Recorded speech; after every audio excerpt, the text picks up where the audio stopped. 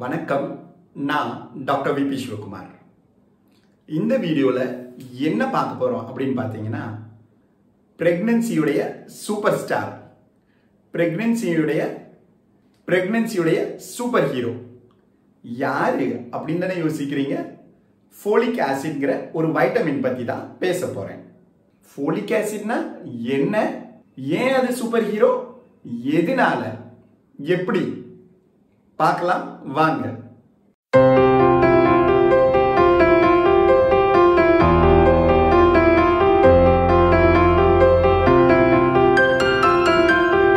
ஏன் டாக்டர் எல்லா விட்டமினை விடையும் ஃபோலிக் ஆசிட பிரெக்னன்சியோட சூப்பர் ஹீரோ, சூப்பர் டான் அப்படின்னு சொல்றேன்னு கேட்குறீங்களா?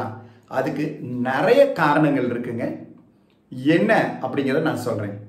ஃபர்ஸ்ட் அண்ட் ஃபோர்மோஸ்ட், நம்ம உடம்புல நம்ம பேசிக்கா நம்ம உடம்பு எதால் ஆனது? செல்களால் ஆனது.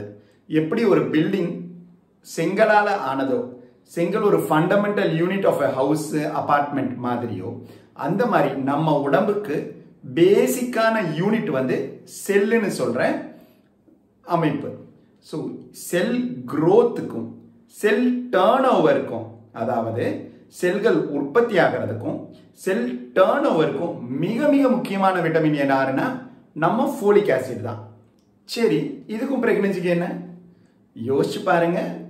கரு உற்பத்தி ஆகும் பொழுது ஒரு செல்லுல இருந்து ஆரம்பிச்சு பல மடங்குன்னு பெருகி பல லட்சம் மில்லியன் செல்களாய் சேர்ந்துதான் ஒரு குழந்தையா உருவாகுது.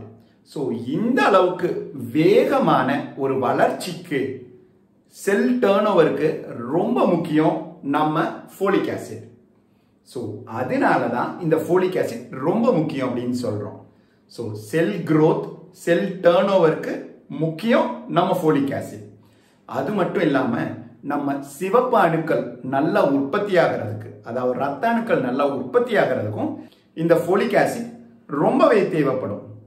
ஓகே டாக்டர், சரி, நாங்க அப்ப அந்த விட்டமின் எடுத்துக்கிறோம், பிரெக்னன்சின்னு தெரிஞ்சதுமே இந்த ஃபோலிக் ஆசிட் விட்டமினை எடுத்துக்கிறோம். ஓகே தான், நல்லது தான். ஆனா எப்ப நமக்கு பிரெக்னன்சி தெரிய வரும்? கரு உற்பத்தியாகி 14-15 நாட்களுக்கு மேலையும் ஆன பிறகு, பீரியடுடைய டேட் தள்ளி போன பிறகுதான் நாம பிரெக்னன்சிக்கு டெஸ்ட் பண்ணுவோம். அதை டெஸ்ட் பண்ணி ஒரு 2-3 நாட்கள் கழித்து மருத்துவரை பார்ப்போம். மருத்துவர் அதுக்கு பிறகு ரெக்கமெண்ட் பண்ணுவாங்க. பட் இதுக்கே கரு உற்பத்தியாகி ஒரு 2-3 வாரங்களுக்கு மேலேயும் ஆயிரும்.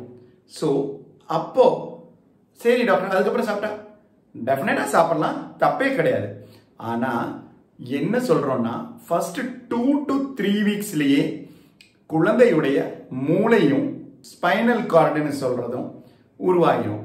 ஸோ கிட்டத்தட்ட இனிஷியல் ஸ்டேஜில் ஒரு டியூப் மாதிரி ஃபார்ம் ஆகும். அதை நியூரல் டியூப்னு சொல்லுவோம். அந்த நியூரல் டியூப் ஃபார்மேஷனும் க்ளோஷருக்கும் இந்த விட்டமின் தேவைப்படுது. இந்த விட்டமின், அதாவது கரு உருவானதுலேருந்து முதல் 2-3 வாரங்களுக்கு ரொம்ப ரொம்ப ரொம்ப இம்பார்ட்டன்ட் ஆனது. ஆனால் அப்போ நமக்கு பிரெக்னென்ட் ஆனோங்கிற குட் நியூஸே தெரியாமல் இருக்கும். ஸோ நாம் என்ன பண்ணணும்? பிரெக்னன்சிக்கு பிளான் பண்ணுறதுக்கு முன்னாடியே ஃபோலிக் ஆசிட்ங்கிற விட்டமின் சாப்பிட்டாகணும். சாப்பிட்டா ரொம்ப ரொம்ப நல்லது. இப்போ நமக்கெல்லாம் ஒரு கொஸ்டின் வரும், ஏன் டாக்டர், ஏன் அதை மருந்தாக தான் எடுத்துக்கணுமா? ஏன் உணவில் கிடைக்காதா? அப்படி தானே நினைக்கிறீங்க? எஸ், உணவுகள்லையும் ஃபோலிக் ஆசிட் நிறைய இருக்கு.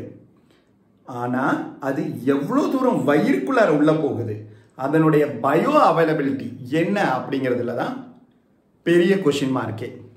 என்னன்னா, ஃபோலிக் ஆசிட் எதுல இருக்கு? கீரையில் இருக்கு, பச்சை காய்கறிகளில் இருக்கு, சிட்ரஸ் ஃப்ரூட்ஸில் இருக்கு. ஆனால் இதை நம்ம குக் பண்ணும் பொழுது அந்த விட்டமின் சத்து டீக்ரேட் ஆயிரும். குக் பண்ணும் பொழுது, ஸ்டோர் பண்ணும் பொழுது அதனுடைய சத்து ரொம்பவே கம்மியாயிரும். சரி, அப்படியே சத்து குறையாம இருந்தாலும் அது நம்ம உடம்புல எவ்வளோ தூரம் அப்சர்வ் ஆகுது, அதை பயோ அவைலபிலிட்டின்னு சொல்லுவாங்க. ஒரு பொருள் நம்ம எடுத்துக்கிட்டோம்னா அது எவ்வளோ தூரம் நமக்குள்ள சேருதுங்கிறத பொறுத்து. ஃபார் எக்ஸாம்பிள், இந்த பயோ அவைலபிலிட்டியை எப்படி சொல்லலாம்னு பார்த்தீங்கன்னா, இப்போ ஓரளவுக்கு நிறைய சம்பாதிக்கிறோம்னு வச்சுக்கோங்க, எவ்வளோ தூரம் சேமிக்கிறோங்கிறத பொறுத்து. அந்த மாதிரி ஃபோலிக் ஆசிட் நீங்கள் நிறைய சாப்பிட்டா கூட எவ்வளவு தூரம் உள்ள போகுதுன்னு பார்த்தீங்கன்னா ரொம்ப கம்மி தான். அதனால நாம முக்கியமா மாத்திரைகள் மூலம் அந்த ஃபோலிக் ஆசிடை எடுத்துக்கணும். கீரை காய்கறிகள் எல்லாம் ஃபோலேட் அப்படிங்கிற ஃபார்ம்ல தான் இந்த விட்டமின் இருக்கு. இதுதான் நம்ம உடம்புல சேராது, அதே சீக்கிரம் சேராது. அதே ஃபோலிக் ஆசிட் அப்படிங்கிறது ஈஸியா அப்சர்வ் ஆகிக்கும், ஈஸியா தன்னுடைய எஃபெக்ட்ஸை கொடுக்கும். அதை தான் நம்ம டேப்லெட்டா சாப்பிட சொல்றோம். சில வெளிநாடுகளில் என்ன பண்றாங்கன்னா இந்த ஃபோலிக் ஆசிடையே உணவுல ஃபார்ட்டிஃபை பண்ணியிருப்பாங்க, உணவுல சேர்த்திருப்பாங்க. Say folic acid fortified bread, cereals, pasta அந்த மாதிரி எல்லாம் கிடைக்கும். பட் நம்ம ஊர்களில் இன்னும் அது அவ்வளோ ரீச் ஆகாதனால நம்ம டேப்லெட்ஸா எடுத்துக்க வேண்டி இருக்கும். ஸோ சரி, இது எப்போ எடுக்கலாம்னா ஆக்சுவலி ஸ்பீக்கிங் இதை எடுத்துக்கிறதுல கான்ட்ரா இண்டிகேஷன் எதுவுமே இல்லை, இதை எடுத்துக்கிறதுல எந்த தவறும் இல்லை. ஸோ எல்லா திருமணமான பெண்களும் இந்த விட்டமினை எடுத்துக்கலாம். குறிப்பா பிரெக்னன்சிக்கு பிளான் பண்றப்ப, ஈவன் பிஃபோர் கன்செப்ஷன், அதாவது கரு உருவாகிறதுக்கு முன்னாடி இருந்தே எடுத்துக்கிட்டா அவங்க பாடியில கொஞ்சம் ஃபோலிக் ஆசிட் ஸ்டோர்ஸ் நல்லா இருக்கும். ஸோ அப்படி ஃபோலிக் ஆசிட் நிறைய இருந்தா ஈவன் ஃபர்டிலிட்டின்னு சொல்றோம் இல்லைங்களா, அதுக்கே அது ரொம்ப நல்லது. குழந்தை உண்டாகிறதுக்கான தன்மை அதுல நிறைய இருக்கு. அது மட்டும் இல்லாம அதை த்ரூ அவுட் தேர் பிரெக்னன்சி அவங்க கண்டினியூ பண்ணா நல்லது. குறிப்பா முதல் 3 மாதங்கள் மூளை வளர்ச்சிக்கும் ஸ்பைனல் கார்டு வளர்ச்சிக்கும், அது இல்லாம எல்லா உறுப்புகளும் நல்லா வளர்றதுக்கு இந்த ஃபோலிக் ஆசிட் ஹெல்ப் பண்ணும். சரி, இந்த ஃபோலிக் ஆசிட் கம்மியா இருந்தா என்ன ப்ராப்ளம் வரும் அப்படின்னு பாத்தீங்கன்னா நிறைய ப்ராப்ளம்ஸ் வருங்க. பிரெயின் வளர்ச்சியில முழுமையடையாம இருக்கிறது, ஸ்பைனல் கார்டுங்கிறது க்ளோஸ் ஆகாம சில நேரம் கட்டிகளாக வெளியில தெரியறது, சில டிஃபார்மிட்டிஸோட பிறக்கிறது. அது மட்டும் இல்லாம சம்டைம்ஸ் ப்ரிமெச்சூரா டெலிவரி ஆகிறது, அதாவது குறை பிரசவமா டெலிவரி ஆகிறது. சில குழந்தைங்களை பார்த்திருப்போம், பிளவுபட்ட உதடு, பிளவுபட்ட தாடை, அதாவது உள்ள இருக்கிற அன்னத்துல பிளவு வரும். இங்கிலீஷ்ல இத கிளெஃப்ட் லிப், கிளெஃப்ட் பேலட்னு சொல்லுவோம். அதுக்கும் இந்த ஃபோலிக் ஆசிட் குறைபாடு ஒரு காரணியா இருக்கும்.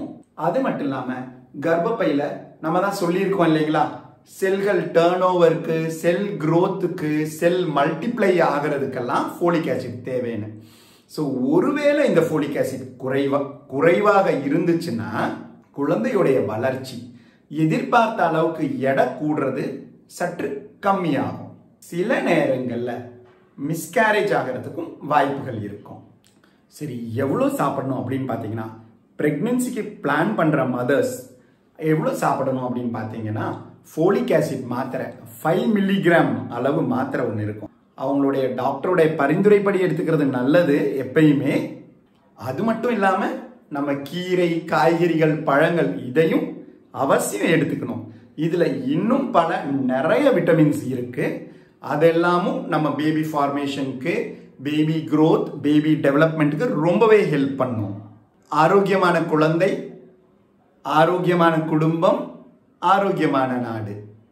மேலும் இது போல பல ஆரோக்கிய குறிப்புகளை நான் உங்ககிட்ட ஷேர் பண்றேன்.